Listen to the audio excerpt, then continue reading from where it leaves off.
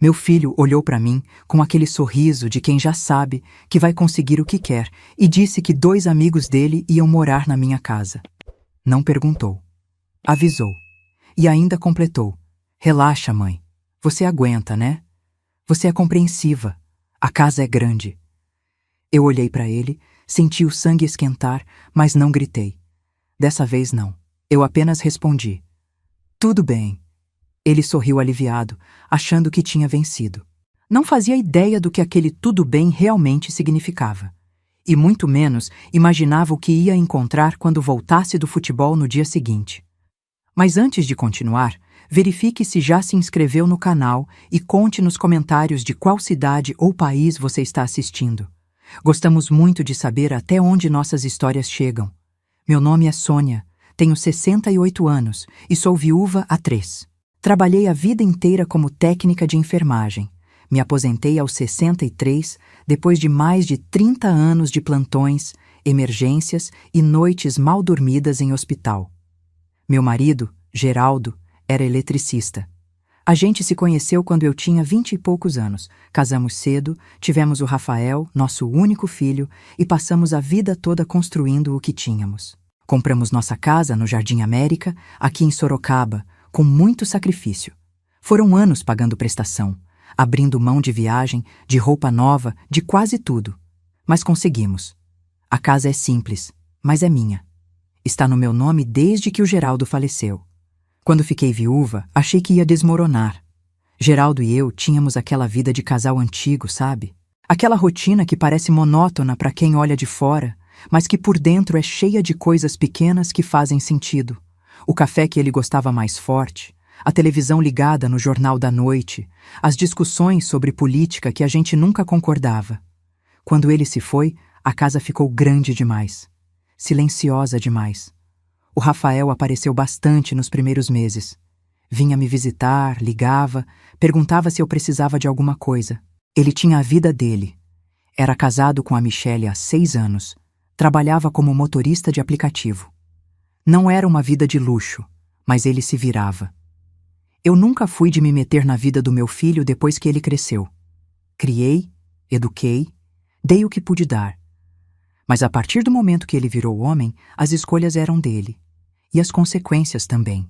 Foi por isso que eu não fiquei surpresa quando, há mais ou menos 6 meses, ele me ligou dizendo que estava se separando. A Michele tinha ido embora, o casamento não deu certo, as coisas entre eles já vinham mal há um tempo. Eu senti pena, claro. Nenhuma mãe gosta de ver filho sofrendo. Mas também não fiquei fazendo drama nem tratando ele como coitado.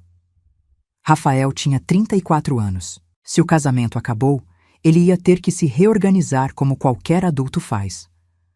O problema começou quando, 2 semanas depois da separação, ele me ligou de novo. Dessa vez com aquele tom de voz que eu já conhecia. O tom de quem vai pedir alguma coisa e já está se preparando para ouvir não. Mãe, eu preciso te pedir um favor. Só por um tempo, juro. É que o apartamento era alugado no nome da Michele. Ela ficou lá e eu não tenho para onde ir agora. O aplicativo tá fraco. Não tô conseguindo juntar para dar entrada em outro lugar. Será que eu podia ficar aí uns meses, só até eu me organizar? Eu fiquei em silêncio por uns segundos. Não porque eu não queria ajudar, mas porque eu conheço meu filho. Conheço o jeitinho dele de transformar uns meses em tempo indeterminado. Conheço a facilidade que ele tem de se acomodar quando alguém resolve os problemas por ele. Mas também sou mãe. E a casa estava vazia. E ele é meu filho. Então eu respondi, pode vir, mas a gente vai combinar umas coisas antes. No dia seguinte, Rafael chegou com 2 malas e uma caixa de papelão. Sentou na sala, tomou o café que eu fiz e ficou esperando eu falar. Eu sentei na poltrona de frente para ele e fui direta. Rafael, você pode ficar aqui o tempo que precisar para se organizar. Mas essa casa tem regras. Não é hotel, não é república. Você vai contribuir com as despesas. Não precisa ser muito, mas precisa ser todo mês, no dia certo. Você vai ajudar a manter a casa limpa e organizada. E você vai respeitar meus horários. Eu acordo cedo, durmo cedo, não quero bagunça de madrugada, não quero gente entrando e saindo a qualquer hora. Ele concordou com tudo. Disse que eu tinha razão, que ele ia colaborar, que aquilo era temporário e que em poucos meses ele estaria de volta para a vida dele. Até me agradeceu, disse que eu era a melhor mãe do mundo. Eu não me iludi com o agradecimento, mas quis acreditar que dessa vez ele ia cumprir. E no começo, ele cumpriu.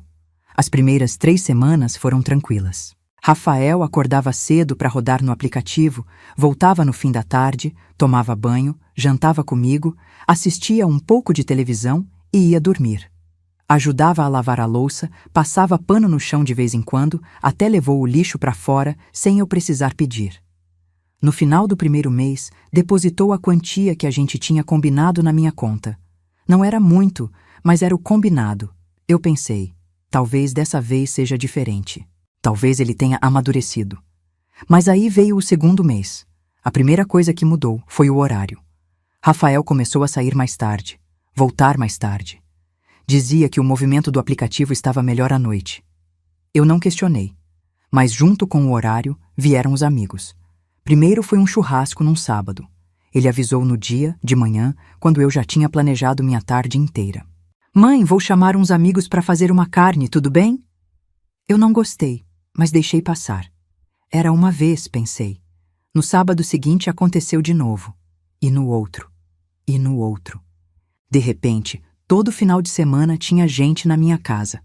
Gente que eu não conhecia, rindo alto, bebendo cerveja no meu quintal, usando meu banheiro, deixando o copo sujo em cima de tudo. Eu comecei a cobrar. No começo, com jeitinho. Rafael, seria bom você avisar com mais antecedência quando for trazer gente. Ele concordava, pedia desculpa, prometia. Na semana seguinte fazia a mesma coisa. Depois vieram as outras coisas. A louça que ele deixava na pia para lavar depois e que ficava lá o dia inteiro. A roupa espalhada pelo quarto, o banheiro que ele usava e não limpava, a geladeira que esvaziava num ritmo que eu não conseguia acompanhar. Eu ia aumentando o tom. Do jeitinho, passei para a cobrança direta. Da cobrança direta, passei para a briga. Rafael, eu não sou sua empregada. Você é um homem de 34 anos. Não é possível que eu tenha que ficar atrás de você para lavar um prato. Ele se irritava, dizia que eu estava exagerando, que era só um prato, que ele ia lavar. Às vezes lavava, às vezes não. Às vezes melhorava por uns dias, depois voltava ao mesmo. Era um ciclo que eu já conhecia de outras épocas da vida dele. Rafael sempre foi assim. Faz o mínimo necessário para acalmar a situação e depois relaxa de novo, esperando que as coisas se resolvam sozinhas. E o dinheiro? A contribuição combinada do segundo mês atrasou 1 semana. A do terceiro mês, ele depositou só metade, dizendo que o aplicativo estava fraco e que ia completar depois. Nunca completou. A do quarto mês nem veio. Quando eu cobrei, ele deu 1000 desculpas.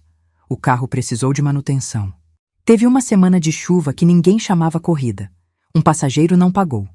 Eu ouvia e por dentro pensava, são sempre os outros. Nunca é ele.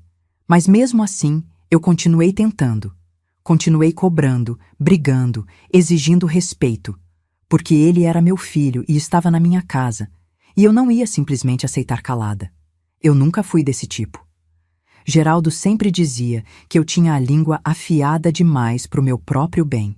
Mas era essa língua afiada que tinha mantido nossa casa funcionando por décadas. O problema é que Rafael parecia imune.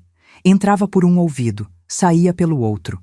Ele tinha essa habilidade de concordar com tudo que eu dizia e não fazer absolutamente nada a respeito. Foi numa sexta-feira à noite que tudo mudou. Eu tinha acabado de jantar. Estava assistindo televisão na sala, quando Rafael chegou. Não estava sozinho. Veio com 2 amigos que eu já tinha visto nos churrascos. Um deles era o Leandro, um rapaz mais quieto, que sempre me cumprimentava com educação. O outro era o Márcio, que eu nunca tinha ido muito com a cara.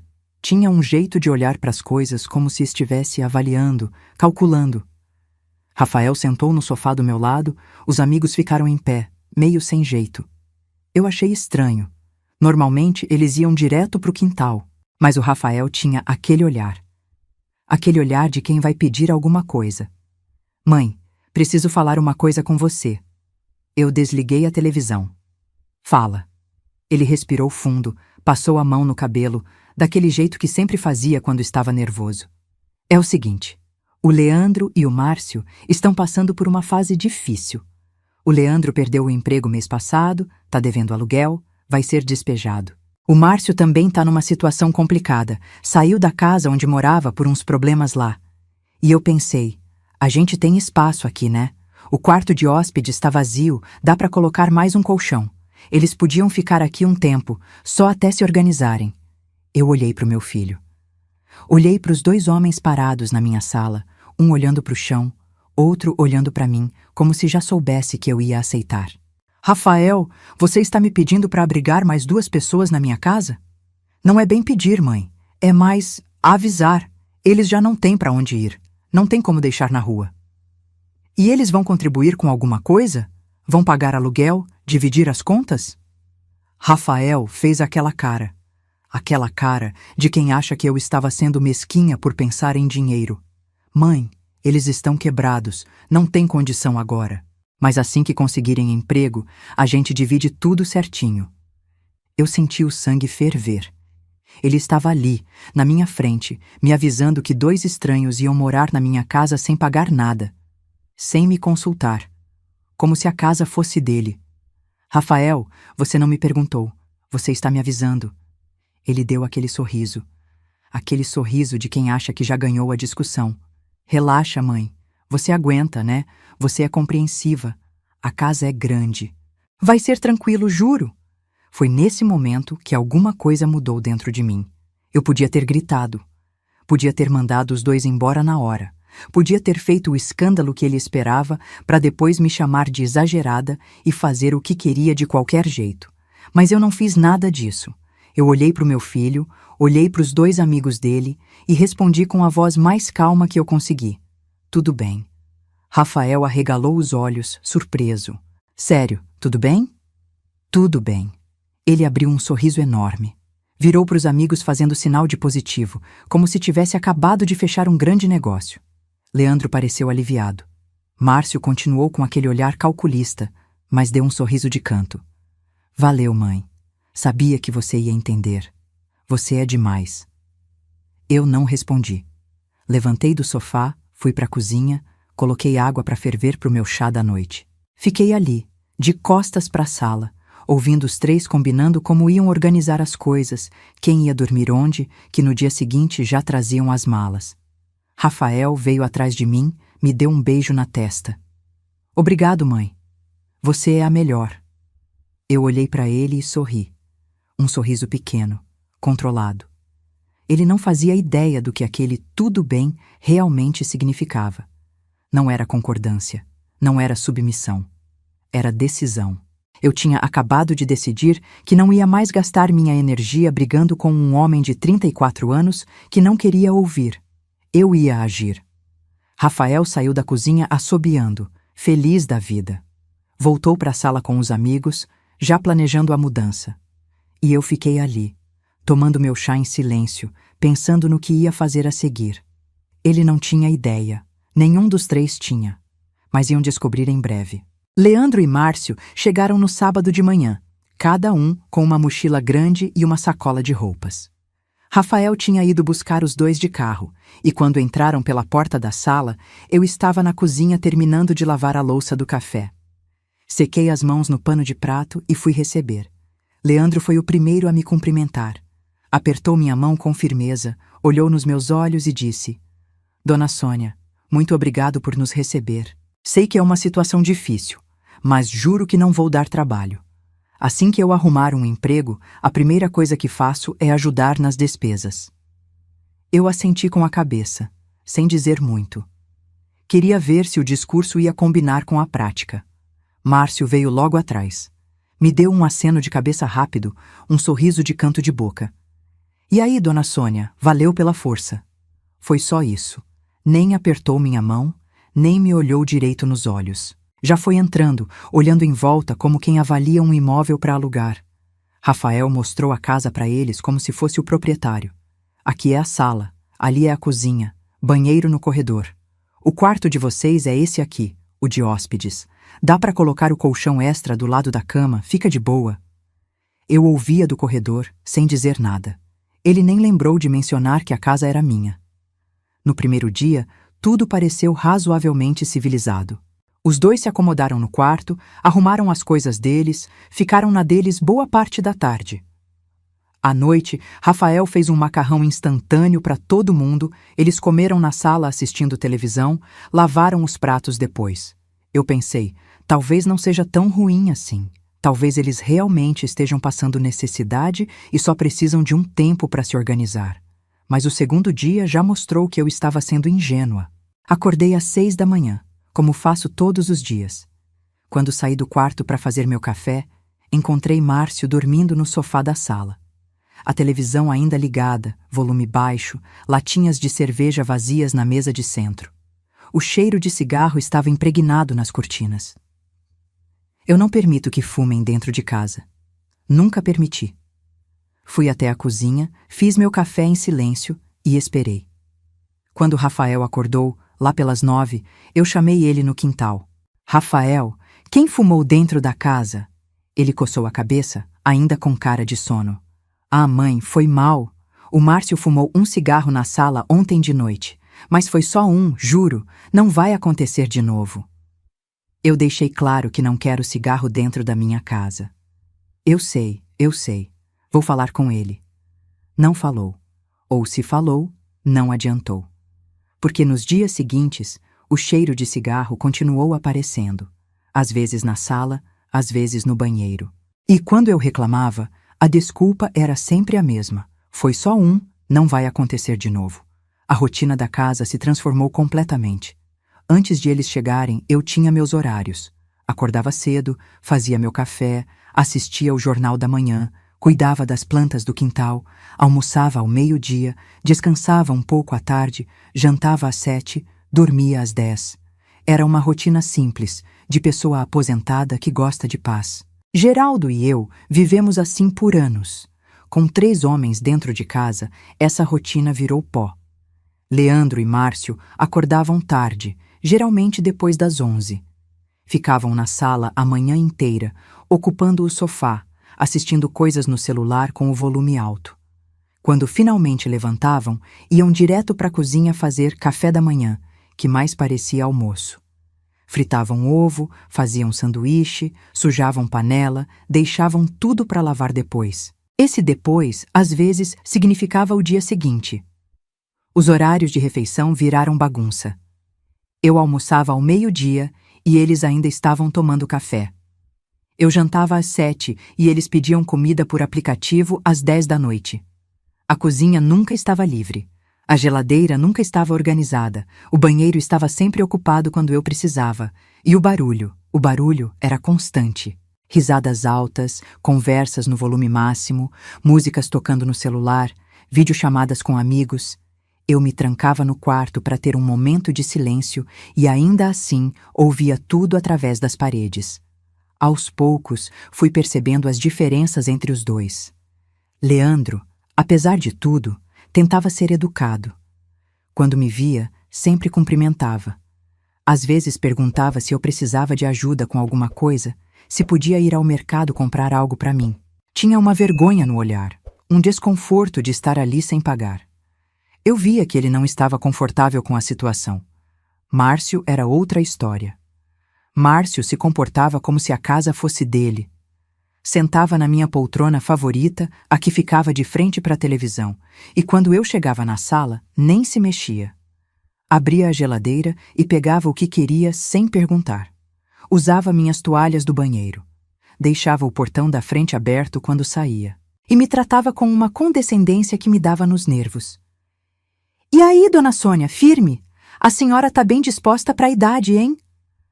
Dona Sônia, a senhora não cansa de ficar em casa o dia todo? Devia sair mais, se distrair. Ei, dona Sônia, será que dá para fazer menos barulho de manhã? A gente foi dormir tarde. Ele falava comigo como se eu fosse uma velha caduca que atrapalhava a vida dele. E o pior é que Rafael não fazia nada. Quando eu reclamava, ele dizia que eu estava exagerando, que o Márcio era assim mesmo, meio sem filtro, mas que no fundo era gente boa. Uma noite, eu estava no corredor indo para o meu quarto quando ouvi os 3 conversando na sala. O volume da televisão estava alto, mas dava para ouvir as vozes deles por cima. Mano, sua mãe é firmeza, hein? Deixou a gente ficar de boa. Era a voz do Leandro. É, a véia é tranquila, Márcio respondeu. Meio chata às vezes, fica reclamando de tudo, mas aguenta. Ela é assim mesmo, gente. Mas não liga não, Rafael falou. Ela reclama, reclama, mas no final deixa. Sempre foi assim. A velhinha da casa, Márcio riu. Tem que ter paciência com ela, né, coitada. Eu parei no corredor, imóvel. Senti o sangue subir pro rosto. A velhinha da casa. Coitada. Era assim que eles me viam. Uma velha inconveniente que eles tinham que tolerar. Respirei fundo e fui pro meu quarto. Fechei a porta devagar para não fazer barulho. Sentei na cama e fiquei ali, no escuro, pensando. Eu podia ir lá agora e fazer um escândalo. Podia expulsar todo mundo na hora. Podia gritar até perder a voz. Mas o que ia adiantar? Rafael ia me chamar de exagerada, ia dizer que era brincadeira, ia dar 1000 desculpas. E no dia seguinte, tudo ia continuar igual. Eu precisava pensar com calma. Precisava entender até onde ia essa situação antes de agir. No final daquela semana, chegou a conta de luz. Eu quase caí para trás quando vi o valor. Era mais que o dobro do que eu costumava pagar. A de água também tinha subido, mas a de luz foi o que mais me assustou. 3 homens com o ar-condicionado ligado o dia inteiro, carregando o celular, usando o chuveiro elétrico sem hora para acabar. Minha conta, que antes girava em torno de R$ 120, tinha chegado a 280. Chamei Rafael no quintal de novo. Rafael, você viu a conta de luz? Ele olhou para o papel na minha mão e fez uma careta. Pô, mãe, subiu mesmo. Deve ser o verão, né? Todo mundo usando mais energia. Não é o verão, Rafael. São 4 pessoas usando o que antes era só eu. E por falar nisso, você não depositou a contribuição desse mês. Ele desviou o olhar. Mãe, o app tá muito fraco. Essa semana foi péssima, mas semana que vem eu deposito, juro. Você disse isso mês passado e não depositou. Eu sei, mas dessa vez eu deposito. Confia em mim. Eu olhei para o meu filho e senti uma tristeza misturada com raiva. Ele estava ali, com 34 anos, me enrolando como se eu fosse boba. Como se eu não percebesse que ele não tinha a menor intenção de cumprir o que prometia. E os seus amigos? Eles vão contribuir com alguma coisa? Rafael balançou a cabeça. Mãe, eles não têm condição agora. O Leandro tá desempregado, o Márcio também tá se virando. Assim que a situação deles melhorar, a gente divide. E enquanto isso, eu pago sozinha? É só por um tempo, mãe. Você aguenta. Essa frase de novo. Você aguenta. Como se eu fosse uma estrutura de concreto, não uma pessoa de 68 anos vivendo de aposentadoria. Uns dias depois, aconteceu uma coisa que me chamou a atenção. Eu estava na sala de manhã, sozinha, quando o Leandro apareceu. Ele tinha saído para fazer entrevista de emprego e tinha acabado de voltar. Sentou no sofá do meu lado, meio sem jeito, e ficou em silêncio por uns minutos. Dona Sônia, posso falar uma coisa? Eu tirei os olhos do jornal. Pode. Ele enfiou a mão no bolso e tirou umas notas. Eu consegui fazer um bico essa semana, ajudei um cara com uma mudança. Ganhei R$ 150. Queria deixar pelo menos 100 com a senhora, para ajudar nas contas. Eu olhei para ele surpresa. Não precisa, Leandro. Precisa sim, dona Sônia. A senhora tá bancando a gente, não é justo. Deixa eu ajudar. Antes que eu pudesse responder, Rafael apareceu na sala. Viu a cena. Viu o dinheiro na mão do Leandro. Ei, o que é isso? Leandro explicou. Tô querendo dar uma força para sua mãe, cara. Fiz um bico e queria contribuir. Rafael balançou a cabeça, sorrindo. Não precisa, cara. Fica com sua grana. Minha mãe tá de boa, não tá, mãe? A gente se resolve depois. Eu abri a boca para falar, mas Rafael já estava puxando o Leandro pelo braço. Vem cá, vou te mostrar um lance no celular. Os dois foram pro quarto. O dinheiro voltou pro bolso do Leandro. E eu fiquei ali, na sala, com o jornal na mão, engolindo a raiva. Rafael tinha recusado ajuda na minha frente. Tinha decidido por mim que eu não precisava. Como se a casa fosse dele. Como se as contas fossem dele. como se eu não tivesse voz nenhuma sobre minha própria vida. Naquela noite, eu não consegui dormir direito. Fiquei deitada no escuro, ouvindo os barulhos da casa. A televisão da sala que alguém tinha deixado ligada. O ronco do Márcio que atravessava a parede. O ranger do portão que ninguém tinha trancado. E no meio da madrugada, ouvi outra coisa. Passos. A porta da frente abrindo e fechando. Um carro dando partida na rua. Eu levantei devagar e fui até a janela do meu quarto, que dá para frente da casa. Vi o Márcio entrando num carro que eu não conhecia. Um carro escuro, sem placa visível. Ele olhou para os lados como quem verifica se alguém está vendo, entrou e o carro saiu. Eram 3:30 da manhã. Fiquei na janela esperando. Ele voltou quase 2 horas depois. O mesmo carro, a mesma cena. Olhou para os lados, entrou pelo portão que tinha deixado aberto, foi direto para o quarto. No dia seguinte, observei o Márcio com mais atenção. Ele acordou tarde, como sempre, mas estava diferente, mais animado. Pegou o celular, fez umas ligações que atendeu longe de todo mundo, no quintal, com a voz baixa. Depois foi até o quarto e voltou com dinheiro no bolso. Dinheiro que não estava ali no dia anterior. Eu conheço gente. Passei 30 anos trabalhando em hospital, lidando com todo tipo de pessoa. Sei quando alguém está escondendo alguma coisa. E o Márcio estava escondendo. As saídas de madrugada continuaram. Nem toda noite, mas pelo menos umas 2 ou 3 vezes por semana. Sempre no mesmo horário, sempre o mesmo padrão. E sempre no dia seguinte ele estava com dinheiro que não fazia sentido. Ele dizia que estava desempregado, que estava se virando. Mas que tipo de se virar acontece às 3 da manhã? Rafael parecia não perceber nada. Ou percebia e fingia que não. Leandro também parecia alheio. Mas eu não era. Alguma coisa estava errada naquela casa.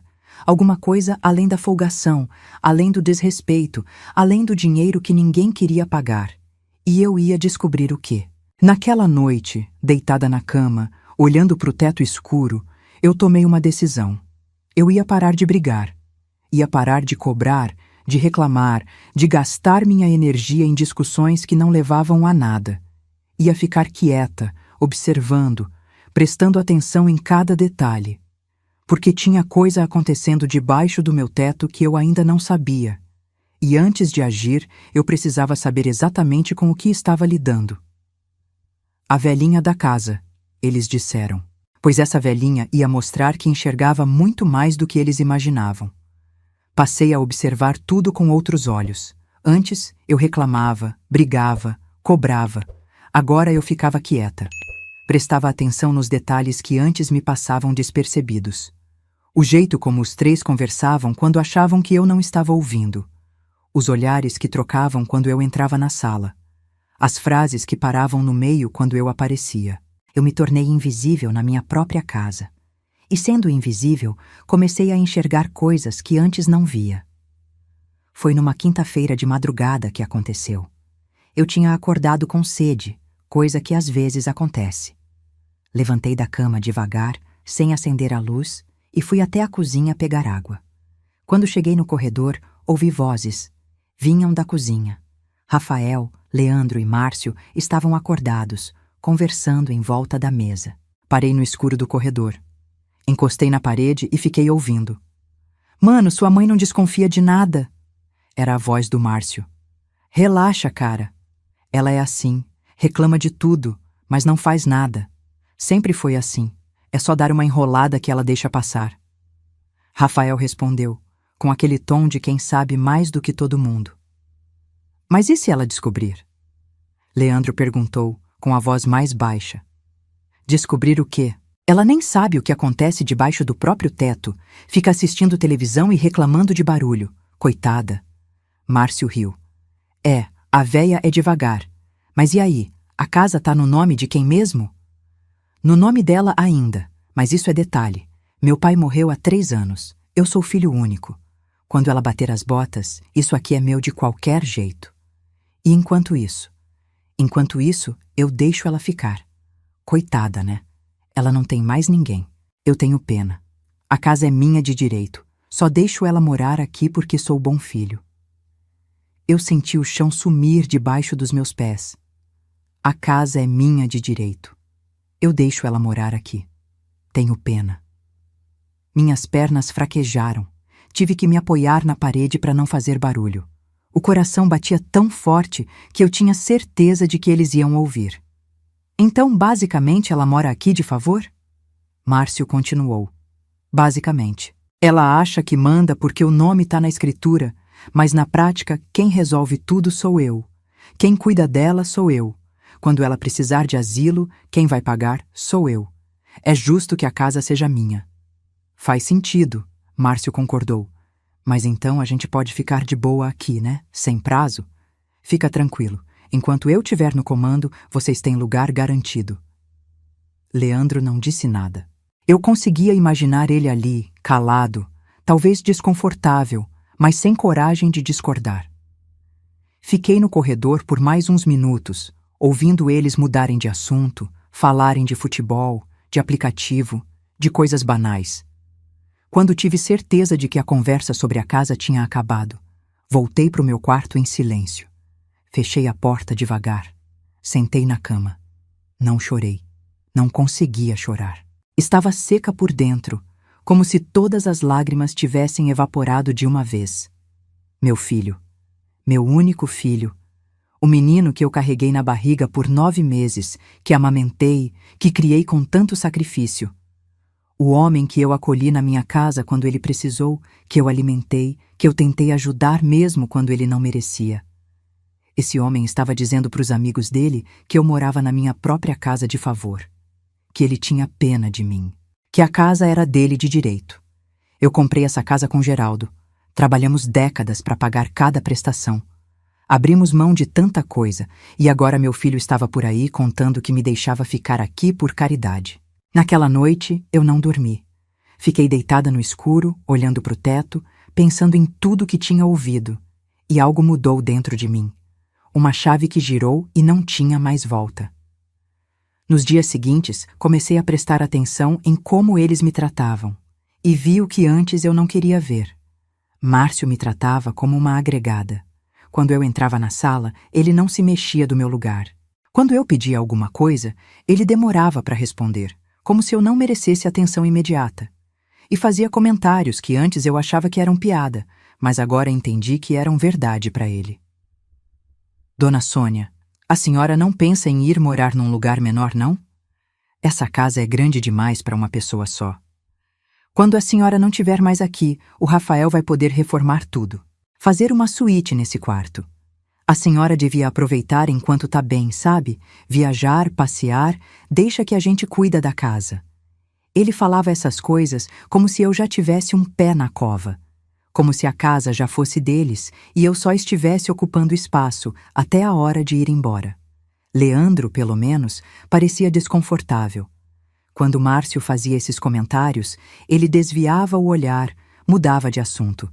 Mas não me defendia, não dizia nada. Era conivente no silêncio. E Rafael? Rafael agia como dono. Ele decidia coisas da casa sem me consultar. Chamava a gente para arrumar o portão sem me perguntar. Falava em trocar o chuveiro do banheiro porque esse é velho demais. Dava ordens como se eu fosse a inquilina. Mãe, não mexe nessa gaveta. Eu guardei umas coisas importantes aí. Mãe, não vai no quintal agora. A gente está resolvendo um negócio lá. Mãe, amanhã vou receber uns caras aqui, então fica no seu quarto, tá? Para não atrapalhar. Para não atrapalhar. Na minha própria casa. Eu ouvia tudo calada. Concordava com a cabeça, dizia, tudo bem, ia pro meu quarto. E por dentro ia montando o quebra-cabeça. Meu filho não estava apenas sendo folgado. Não estava apenas me desrespeitando. Ele estava construindo uma mentira. Uma narrativa em que ele era o dono, o responsável, o bom filho que cuidava da mãe coitada. E os amigos dele acreditavam. Talvez até ele mesmo acreditasse. Eu pensei em confrontar. Pensei em chegar na sala, olhar nos olhos dele e dizer: eu ouvi tudo. Eu sei o que você anda dizendo. Mas o que ia adiantar? Ele ia negar. Ia dizer que eu entendi errado. Ia me fazer de louca. E os amigos iam ficar do lado dele. Eu ia ser a velha exagerada que não deixa o filho viver. Não. Confrontar não ia resolver. Eu precisava de mais. Precisava entender até onde ia essa história. Porque tinha algo ali que ainda não fazia sentido. As saídas de madrugada do Márcio. O dinheiro que aparecia do nada. Os olhares que ele e Rafael trocavam quando achavam que eu não estava vendo. A conversa na cozinha onde Leandro perguntou: e se ela descobrir? Descobrir o quê, exatamente? Tinha mais coisa acontecendo. Eu sentia, e eu ia descobrir. Naquela noite, antes de dormir, eu fiz uma lista mental. As coisas que eu sabia, as coisas que eu desconfiava, as coisas que ainda precisava entender. Eu sabia que meu filho estava mentindo sobre mim. Eu desconfiava que Márcio estava envolvido em algo errado. Eu precisava entender qual era a conexão entre os dois. E, acima de tudo, eu precisava saber se meu filho estava envolvido junto. Porque se estivesse, tudo mudava. Fechei os olhos e respirei fundo. A velhinha da casa, eles me chamavam. A coitada que morava de favor. A que não sabia de nada. Pois essa velhinha ia continuar fingindo que não sabia. Ia continuar observando, escutando, juntando as peças. E quando tivesse certeza do que estava acontecendo, ia agir. Dessa vez, não ia ter briga, não ia ter discussão, não ia ter segunda chance, ia ter consequência. Era uma terça-feira de manhã quando aconteceu.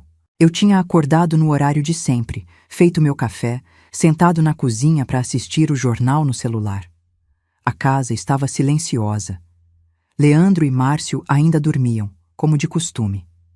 Rafael tinha saído cedo naquele dia, coisa rara. Disse que precisava resolver um problema com o aplicativo, algo sobre documentação do carro. Por volta das 9 horas, fui até a sala para abrir as janelas e arejar. Foi quando vi. O tablet de Rafael estava jogado no sofá, em cima de uma almofada. Ele tinha esquecido. Fiquei parada olhando para o aparelho por uns segundos. Rafael levava aquele tablet para todo canto.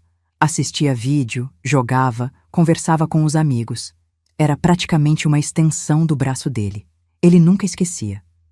Meu primeiro instinto foi ligar para ele, avisar que tinha deixado em casa. Mas aí eu lembrei de tudo. Da conversa que ouvi na cozinha. Das mentiras que ele contava sobre mim. Das saídas de madrugada do Márcio. Dos olhares que os dois trocavam. Olhei para o corredor. O quarto dos dois estava com a porta fechada, provavelmente ainda dormindo. Olhei para o tablet de novo. Eu nunca fui de mexer nas coisas dos outros. Passei a vida respeitando a privacidade de todo mundo, inclusive do meu filho. Mas aquela situação não era normal. Tinha coisa acontecendo na minha casa que eu não sabia. E se eu não descobrisse, podia ser tarde demais. Peguei o tablet e fui para o meu quarto. Fechei a porta devagar, sem fazer barulho. Sentei na cama e liguei o aparelho. Não tinha senha. Rafael nunca se preocupou com essas coisas. Achava que ninguém ia mexer nas coisas dele. E até aquele momento, ninguém tinha mexido mesmo. A tela inicial apareceu. Aplicativos de jogo, de streaming, de redes sociais e o ícone do WhatsApp. Respirei fundo e abri. As conversas apareceram. A maioria era com gente que eu não conhecia, grupos de futebol, coisas sem importância. Mas tinha uma conversa fixada no topo. O nome do contato era só M. Márcio. Abri a conversa e comecei a ler do final para o começo, para entender o contexto recente. As primeiras mensagens eram sobre horários, combinados para sair, coisas banais. Mas conforme fui subindo, o conteúdo começou a mudar. Chegou mais 15 ontem. Tô guardando no quarto, debaixo da cama. O cara do Jardim Europa confirmou. Vem buscar sábado, 500 por unidade. Essa semana foi boa. 32 no total. Tua parte tá separada. Minha mão começou a tremer. Continuei lendo. A véia desconfiou de alguma coisa? Que nada. Ela fica no quarto dela, não sabe de nada. Relaxa. Melhor assim. Se a polícia aparecer, a casa é no nome dela. A gente some e ela que se explica. Eu tive que parar de ler.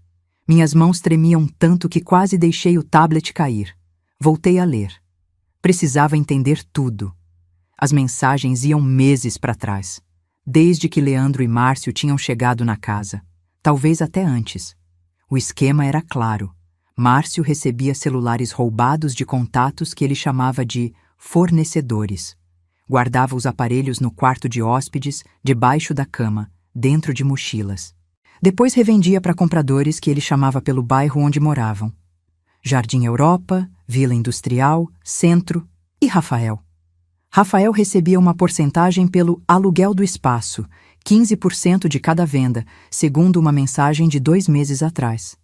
Em troca, ele garantia que a casa estaria disponível, que eu não ia descobrir, e que se algo desse errado, ele ia dar um jeito de afastar suspeitas. Tinha tudo ali. Quantidades, valores, datas, nomes de compradores. Um registro completo de atividade criminosa acontecendo dentro da minha casa. E a frase que mais me destruiu: se a polícia aparecer, a casa é no nome dela. A gente some e ela que se explica. Meu filho estava usando minha casa para guardar produto de roubo. Estava ganhando dinheiro com isso. E se a polícia aparecesse, quem ia responder era eu, a dona do imóvel. A velha de 68 anos que não sabia de nada. Eu ia para a cadeia por causa do meu próprio filho. Fiquei sentada na cama, em choque, por não sei quanto tempo. O tablet pesava nas minhas mãos como se fosse feito de chumbo. Minha cabeça girava, tentando processar o que tinha lido. Rafael não era apenas ingrato, não era apenas folgado, não era apenas mentiroso. Meu filho era cúmplice de crime e estava disposto a me sacrificar para se proteger. Respirei fundo. 1 vez, 2 vezes, 3 vezes. Precisava me acalmar, precisava pensar. Se eu fosse confrontar ele agora, o que ia acontecer? Ele ia negar, ia inventar desculpas, ia sumir com as provas. Márcio ia levar os celulares embora, ia apagar as mensagens, ia fingir que nada tinha acontecido. E eu ia continuar sem nenhuma prova, correndo o risco de ser presa por algo que não fiz. Não, eu precisava agir com inteligência. Peguei meu celular e comecei a fotografar as mensagens. Tela por tela, conversa por conversa. Fotografei tudo que era relevante. As quantidades, os valores, as datas, os nomes dos compradores. A frase sobre a polícia aparecer e eu ter que me explicar. Tudo. Depois peguei um caderno velho que eu tinha na gaveta e comecei a anotar. Data de hoje. O que encontrei, onde encontrei, o que as mensagens diziam. Fiz um resumo de tudo, com letra clara, para não esquecer nenhum detalhe. Quando terminei, devolvi o tablet para o sofá, exatamente do jeito que tinha encontrado. Voltei para o meu quarto e escondi o celular com as fotos e o caderno com as anotações no fundo do guarda-roupa, debaixo de uma pilha de cobertores velhos. Sentei na cama de novo e fiquei pensando no próximo passo. Eu precisava de ajuda. Precisava de alguém que entendesse de lei, que me dissesse o que fazer sem me colocar em risco. Não podia simplesmente ir na polícia e contar tudo. E se eles não acreditassem em mim? E se achassem que eu estava envolvida? Lembrei de uma vizinha que tinha passado por um problema de família uns anos atrás, uma questão de herança complicada. Ela tinha contratado uma advogada que resolveu tudo. Eu podia perguntar o contato, mas primeiro, eu precisava ter certeza de que os celulares ainda estavam ali. Precisava confirmar com meus próprios olhos que o que eu tinha lido era verdade. Esperei até a tarde, quando Leandro saiu para uma entrevista de emprego e Márcio foi junto. Disse que ia acompanhar. Rafael ainda não tinha voltado. A casa estava vazia. Fui até o quarto de hóspedes. A porta estava fechada, mas não trancada. Entrei devagar, como se estivesse invadindo a casa de um estranho. O quarto estava uma bagunça. Roupas jogadas, copos sujos, cheiro de cigarro, a cama de solteiro de um lado, o colchão no chão do outro. Abaixei e olhei debaixo da cama.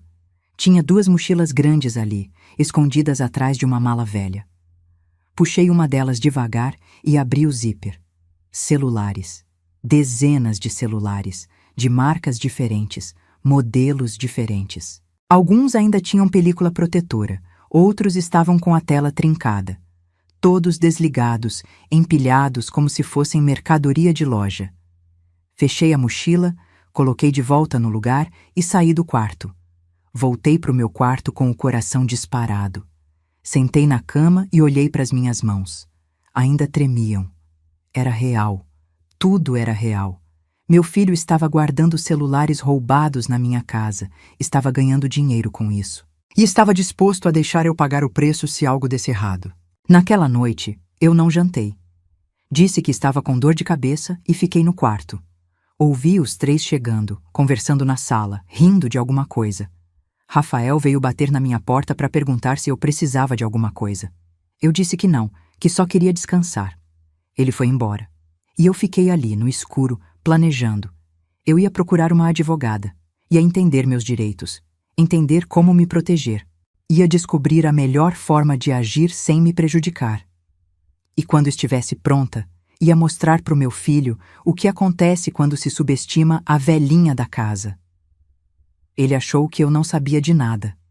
Achou que eu era uma velha boba que ele podia usar e descartar. Estava muito enganado. No dia seguinte, acordei com uma clareza que não sentia há muito tempo. Tomei meu café, esperei os três saírem e fui até a casa da dona Marlene, minha vizinha de frente. Ela tinha passado por aquele problema de herança uns anos atrás e eu lembrava que tinha contratado uma advogada. Perguntei se ela ainda tinha o contato. Marlene me olhou curiosa, quis saber se estava tudo bem. Eu disse que era só uma consulta sobre documentação da casa, nada demais. Ela me passou o número e eu agradeci. Liguei do meu quarto com a porta fechada. A advogada se chamava doutora Fernanda, tinha escritório no centro de Sorocaba. Expliquei por cima a situação, disse que precisava de uma orientação urgente. Ela tinha um horário disponível naquela mesma tarde. Às 2h, eu estava sentada na sala de espera do escritório. Às 2h15, estava na frente dela, contando tudo. Contei sobre o retorno do Rafael, sobre os amigos que vieram morar na casa, sobre as mentiras que eu tinha ouvido na cozinha. Contei sobre as saídas de madrugada do Márcio, sobre o tablet esquecido, sobre as mensagens que fotografei. E contei sobre os celulares debaixo da cama. A doutora Fernanda ouviu tudo em silêncio, fazendo anotações. Quando terminei, ela tirou os óculos e me olhou com seriedade. Dona Sônia, a situação é grave. Se a polícia fizer uma busca na sua casa e encontrar esses celulares, a senhora pode ser responsabilizada como receptadora. Mesmo que não tenha participação, o imóvel está no seu nome. A senhora precisa tirá-los de lá o mais rápido possível. Eu já sabia disso, mas ouvir de uma advogada tornou tudo mais real. E como eu faço isso sem me prejudicar? Ela explicou. Eu tinha todo o direito de pedir que eles saíssem da minha casa. Rafael não era proprietário, não tinha contrato de aluguel, não tinha nenhum documento que comprovasse direito de moradia. Os amigos dele, menos ainda. Eu podia simplesmente trocar as fechaduras e colocar os pertences deles para fora. Mas e a denúncia? Se eu denunciar o Márcio, eles vão saber que fui eu. A doutora Fernanda pensou por um momento. A senhora pode fazer uma denúncia anônima. Liga para o Disque Denúncia ou para a delegacia, diz que viu atividade suspeita, dá as informações que tem, eles vão investigar. A senhora não precisa se identificar. E o meu filho? Ela me olhou com compaixão. Dona Sônia, se o seu filho está envolvido, ele vai ter que responder por isso. Mas pelas mensagens que a senhora leu, a participação direta é do Márcio. Seu filho recebia dinheiro para emprestar o espaço, o que é grave, mas pode ser mais difícil de provar. O importante agora é proteger a senhora. Saí do escritório com um plano na cabeça. Eu ia esperar o momento certo. O momento em que os três estariam fora da casa por tempo suficiente para eu fazer o que precisava fazer. E esse momento veio 3 dias depois. Era sábado. Rafael me avisou no café da manhã que ia jogar futebol com os amigos, o jogo de sempre, num campinho do outro lado da cidade. Iam sair depois do almoço e voltar só no fim da tarde. Perfeito. Esperei eles saírem. Vi o carro do Rafael se afastando pela janela, com os 3 dentro. Esperei mais uns 15 minutos, só para garantir que não tinham esquecido nada e voltado. Então comecei a agir. Primeiro, liguei para o chaveiro. Um senhor que já tinha feito serviço aqui antes, trocado a fechadura do portão quando Geraldo ainda era vivo. Expliquei que precisava trocar a fechadura da porta da frente com urgência, que tinha perdido a chave. Ele disse que podia vir em meia hora. Enquanto esperava, fui até o quarto de hóspedes. Peguei sacos de lixo grandes e comecei a colocar as roupas de Leandro e Márcio dentro. Não dobrei, não organizei. Joguei tudo junto, como eles faziam com a minha casa. Depois fui até o quarto do Rafael e fiz a mesma coisa. O chaveiro chegou às 2h30. Trocou a fechadura em menos de 40 minutos. Me deu 3 cópias da chave nova, guardei todas no bolso. Quando ele foi embora, continuei o trabalho. Levei os sacos para o jardim da frente, coloquei ao lado do portão. Voltei para dentro e peguei as mochilas, os sapatos, os objetos pessoais. Tudo foi para o jardim. Fiz várias viagens, sem pressa, sem raiva, com a calma de quem está fazendo o que precisa ser feito. No meio do processo, lembrei das mochilas debaixo da cama. As mochilas com os celulares. Hesitei por um segundo. Se eu deixasse ali, a polícia podia encontrar durante uma busca e me responsabilizar. Mas se eu mexesse, podia ser acusada de interferir em provas. Pensei no que a advogada tinha dito. Pensei no plano. Deixei as mochilas onde estavam. Mas antes de terminar de esvaziar o quarto, olhei pela janela e vi o carro do Márcio estacionado na rua. O carro que ele usava para as saídas de madrugada. Lembrei de uma coisa que tinha lido nas mensagens. Márcio sempre levava uma leva de celulares no carro quando ia fazer entrega. Mantinha no porta-malas, pro caso de aparecer cliente de última hora. E naquela manhã, antes de saírem para o futebol, eu tinha visto pela janela o Márcio colocando as 2 mochilas grandes no porta-malas do carro dele. Aquelas mesmas mochilas que estavam debaixo da cama. Provavelmente ia fazer alguma entrega depois do jogo, ou talvez não queria deixar a mercadoria em casa. Os celulares não estavam mais no quarto de hóspedes. Estavam no carro. Peguei meu celular e disquei o número que a doutora Fernanda tinha me dado. Disque denúncia. Atenderam no 3º toque. Uma voz feminina, profissional. Disque denúncia, boa tarde. Boa tarde. Eu queria fazer uma denúncia anônima. Pode falar, senhora. Eu respirei fundo e falei. Disse que tinha visto um homem com atividade suspeita no bairro, que ele saía de madrugada e voltava com mercadoria. Disse que ele dirigia um carro específico. Dei a placa, a cor, o modelo. Disse que naquele momento ele estava num campo de futebol do outro lado da cidade e que provavelmente tinha mercadoria roubada no porta-malas. A atendente anotou tudo. Perguntou se eu queria me identificar. Eu disse que não. A denúncia foi registrada. Vamos encaminhar para averiguação. Desliguei o telefone. Minhas mãos tremiam, mas não de medo, de adrenalina. Voltei para o jardim e terminei de organizar as caixas. Quando olhei para o relógio, eram 4h30 da tarde. O jogo provavelmente estava acabando. Eles deviam estar voltando. Entrei em casa, tranquei a porta com a fechadura nova e sentei na sala. Liguei a televisão, mas não prestei atenção em nada. Só fiquei ali, esperando. O telefone de Rafael começou a tocar lá pelas 5h30. Eu vi o nome dele na tela e não atendi. Tocou de novo. E de novo. Eu continuei sem atender. Uns 20 minutos depois, ouvi o barulho do carro chegando, portão abrindo, vozes alteradas. O carro do Rafael, não o do Márcio. Fui até a janela e espiei. Rafael e Leandro estavam saindo do carro. Os dois pareciam agitados, nervosos. Rafael falava no celular, andando de um lado para o outro. Leandro estava encostado no carro, com as mãos na cabeça. Márcio não estava com eles. Eu entendi. A polícia tinha encontrado. Rafael desligou o telefone e veio em direção à casa.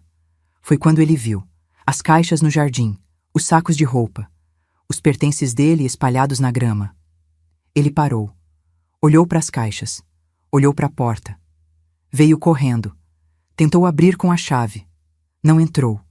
Tentou de novo, forçando. Nada. Começou a bater na porta.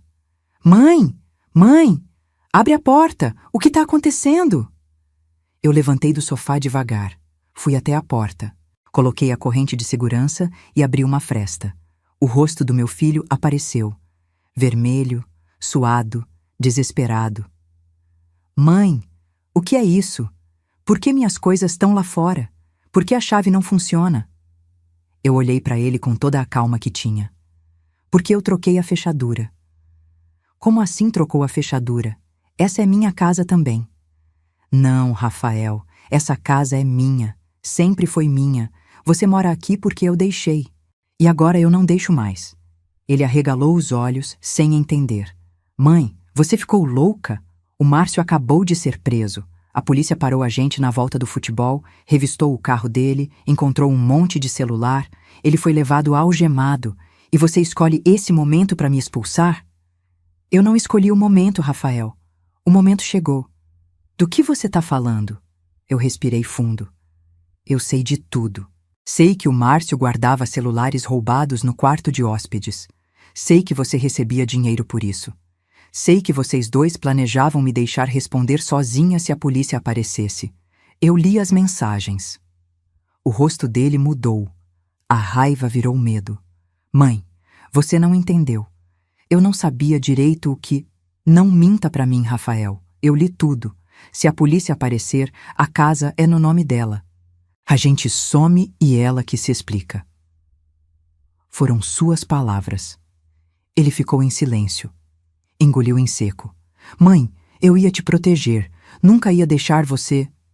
Você ia me deixar ir presa para se salvar. Não tenta me convencer do contrário, porque eu li com meus próprios olhos. Ele mudou de tática. Os olhos encheram de lágrimas. A voz ficou trêmula. Mãe, por favor. Eu sou seu filho. Você não pode fazer isso comigo. Eu não tenho para onde ir. O Márcio foi preso. O Leandro não tem nada. Eu vou ficar na rua. Você vai me abandonar assim? Eu olhei para o meu filho.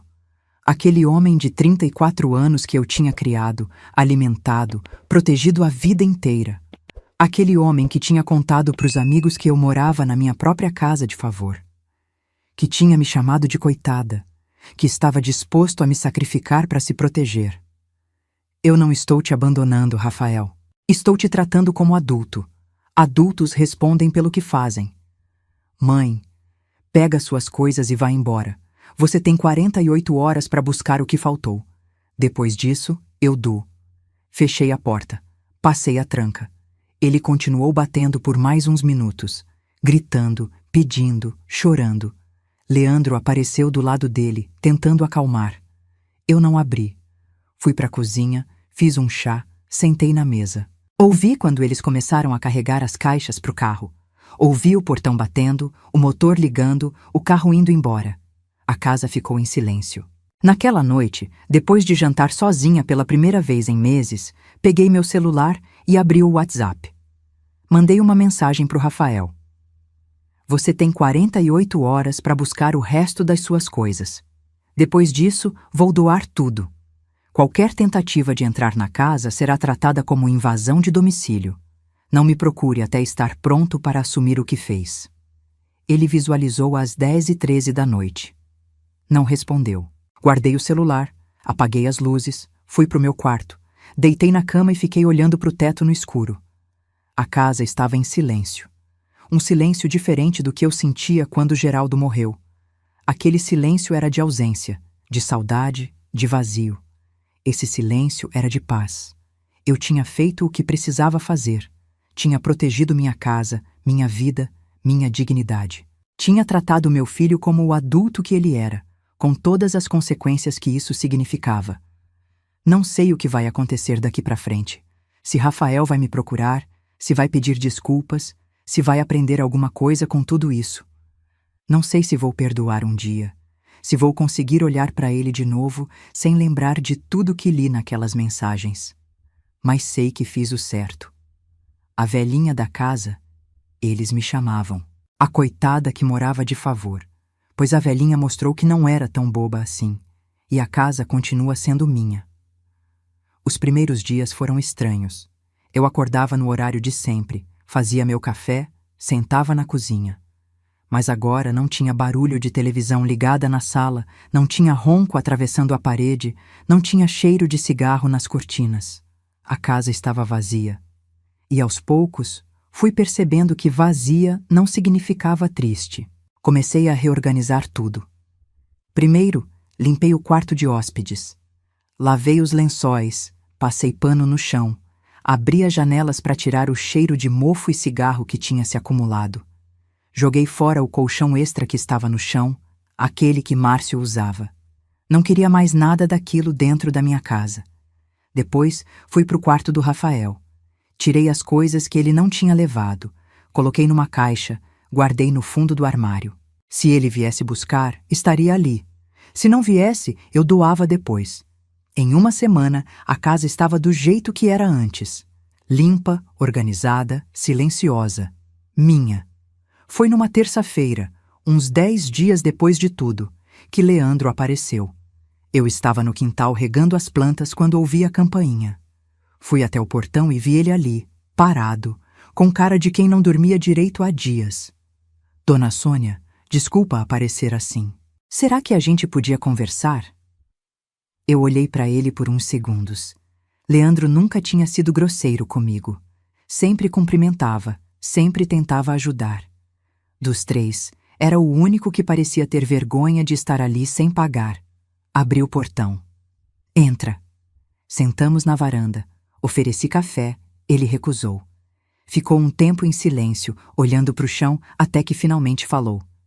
Dona Sônia, eu preciso entender o que aconteceu. O Rafael não me conta nada direito. O Márcio foi preso, a senhora expulsou todo mundo, e eu tô aqui sem saber o que eu fiz de errado. Eu suspirei. Leandro não sabia. Eu tinha certeza disso pelas mensagens que li. Ele estava fora do esquema, era só um desempregado que aceitou um lugar para ficar. Não merecia pagar pelo que não fez. Contei tudo para ele. Sobre os celulares roubados, sobre o Márcio usando a casa como ponto de receptação, sobre o Rafael recebendo dinheiro para emprestar o espaço. Contei sobre as mensagens que li, sobre o plano de me deixar responder se a polícia aparecesse. Conforme eu falava, o rosto do Leandro ia mudando. Primeiro incredulidade, depois raiva, depois uma tristeza profunda. Eu não sabia de nada disso, Dona Sônia. Juro pela minha mãe. Eu achei que o Márcio estava desempregado igual eu, que estava se virando com bico. Nunca imaginei que ele estava envolvido com coisa roubada. Eu sei que você não sabia, Leandro. Por isso estou te contando. Ele ficou em silêncio por um tempo. Depois balançou a cabeça como se estivesse processando. E o Rafael sabia? Sabia de tudo? Sabia, participava, ganhava dinheiro. Leandro passou a mão no rosto. Eu não acredito. A gente era amigo há anos. Ele me trouxe para cá dizendo que estava me ajudando e o tempo todo estava me usando de cobertura. Você não foi o único usado, Leandro. Ele me olhou com os olhos cheios de água. Dona Sônia, me desculpa. Desculpa por ter invadido a sua casa, por ter ficado aqui sem pagar, por tudo. A senhora não merecia isso. Você não me deve desculpas pelo que os outros fizeram. Só cuida da sua vida agora. Leandro foi embora naquele dia e nunca mais voltou. Soube por vizinhos que ele arrumou um emprego de ajudante numa loja de materiais de construção. Alugou um quarto do outro lado da cidade. Cortou contato com Rafael completamente. As notícias sobre Márcio vieram aos poucos. A polícia encontrou 17 celulares no carro dele naquele dia. Na investigação, descobriram que ele tinha envolvimento com uma quadrilha maior, gente que roubava e repassava para ele revender. Ele foi indiciado por receptação qualificada e estava preso aguardando julgamento. Rafael não foi indiciado. Não tinha provas diretas da participação dele, só as mensagens que eu tinha fotografado. E eu não entreguei para a polícia. A advogada disse que se eu entregasse, podia complicar minha situação também, já que a atividade aconteceu dentro da minha casa. Então guardei as provas para mim, como garantia. Se um dia Rafael tentasse alguma coisa contra mim, eu teria como me defender.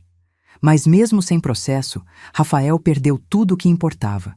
Perdeu os amigos, perdeu a moradia, perdeu o respeito. Soube que ele estava morando num quarto alugado na periferia, trabalhando mais horas no aplicativo para conseguir pagar as contas. A vida de conforto que ele tinha na minha casa acabou. Ele não me ligou, não mandou mensagem, não apareceu. E eu não forcei contato. 3 meses se passaram. A vida foi voltando ao normal, ou melhor, foi se tornando um normal novo. Eu arrumei o quarto que era do Rafael e transformei num espaço de costura. Sempre gostei de costurar, fazia isso desde nova, mas tinha largado quando a vida ficou corrida demais. Agora tinha tempo de sobra. Comprei uma máquina de costura usada, coloquei uma mesa boa para cortar tecido, organizei linhas e agulhas em potes de vidro. Comecei a fazer pequenos reparos para vizinhas. Barra de calça, ajuste de vestido, conserto de zíper. Cobrava um preço justo, nada exagerado. Era mais pela ocupação do que pelo dinheiro. Voltei para o grupo de caminhada do bairro, aquele que eu frequentava antes de Geraldo morrer e que tinha abandonado. Reencontrei amigas antigas, fiz amizades novas. Todo dia de manhã, 6 horas, a gente se encontrava na praça e andava pelo bairro durante 1 hora. Depois tomávamos café juntas na padaria da esquina. A vida estava simples, estava boa. Foi num sábado de manhã que Rafael apareceu. Eu estava na varanda tomando café quando vi o carro dele estacionando na frente. Ele desceu devagar, ficou parado no portão por uns segundos, como se estivesse criando coragem. Depois tocou a campainha. Fui até o portão. Abri.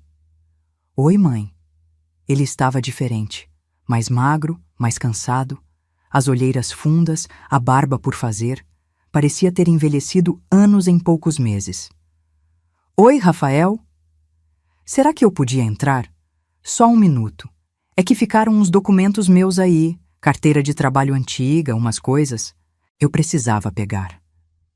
Eu olhei para o meu filho, aquele homem que tinha me magoado tanto, que tinha mentido sobre mim, que tinha me colocado em risco. Aquele homem que ainda era meu filho. Entra. Ele entrou na casa, olhando em volta, como se fosse um lugar estranho. Notou as mudanças. O quarto dele, que agora era de costura, a sala reorganizada, as plantas novas no quintal. Fui até o armário do corredor e peguei a caixa com as coisas dele. Coloquei na mesa da sala. Está tudo aí. Pode verificar. Ele abriu a caixa, mexeu nos papéis, achou o que estava procurando. Guardou no bolso. Ficou ali parado, sem saber o que fazer. A casa tá diferente, ele disse por fim. Eu mudei algumas coisas. Ficou bonita. Silêncio. Ele foi em direção à porta. Parou antes de sair. Virou para mim. Mãe, eu... Esperou que eu completasse a frase por ele. Eu não completei. Eu queria dizer que eu sinto muito. Por tudo. Eu olhei para o meu filho. Vi o menino que ele tinha sido. O homem que ele se tornou. As escolhas que ele fez. Vi a dor nos olhos dele, mas também vi que ele ainda não entendia de verdade. Ainda estava pedindo desculpas, esperando que eu abrisse os braços e dissesse que estava tudo bem. Mas não estava tudo bem. E eu não ia fingir que estava. Rafael, quando você estiver pronto para conversar de verdade, eu vou estar aqui. Mas conversar de verdade significa olhar para mim e reconhecer o que você fez. Não significa fingir que não aconteceu. Ele engoliu em seco. Não disse nada. Foi até a porta, colocou a mão na maçaneta. Por um segundo, achei que ia bater a porta com força, como sempre fazia quando as coisas não eram do jeito dele. Mas não bateu. Fechou devagar, sem barulho. Fui até a janela e vi ele entrando no carro. Ficou parado ali por uns minutos, olhando para frente, sem ligar o motor. Depois foi embora. Voltei para a varanda, sentei na minha cadeira, terminei meu café. Não sei se ele vai voltar. Não sei se um dia vai estar pronto para ter a conversa que precisa ter. Não sei se vou perdoar, se vou conseguir olhar para ele sem lembrar de tudo o que aconteceu. Mas sei de uma coisa: eu não vou ficar esperando. A casa é minha, a vida é minha, e eu finalmente estou vivendo nos meus próprios termos.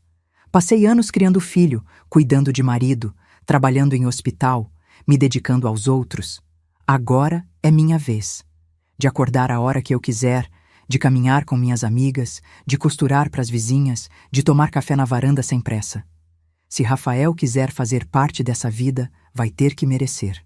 Vai ter que mostrar que mudou de verdade, não com palavras, mas com atitudes. E se não quiser, ou se não conseguir, a vida segue. Porque eu aprendi uma coisa nesses 68 anos. A gente não pode obrigar ninguém a ser quem não é. Nem filho, nem marido, nem amigo. A gente só pode cuidar de si mesma e esperar que os outros façam o mesmo. O resto é consequência. E consequência, todo adulto tem que aprender a enfrentar. Se você gostou dessa história, escreva aqui nos comentários. No meu lugar, o que você faria? E não deixe de assistir ao próximo vídeo que está aparecendo aí na tela. Ele traz uma reviravolta surpreendente e emocionante que vai te prender do começo ao fim. Até o próximo vídeo.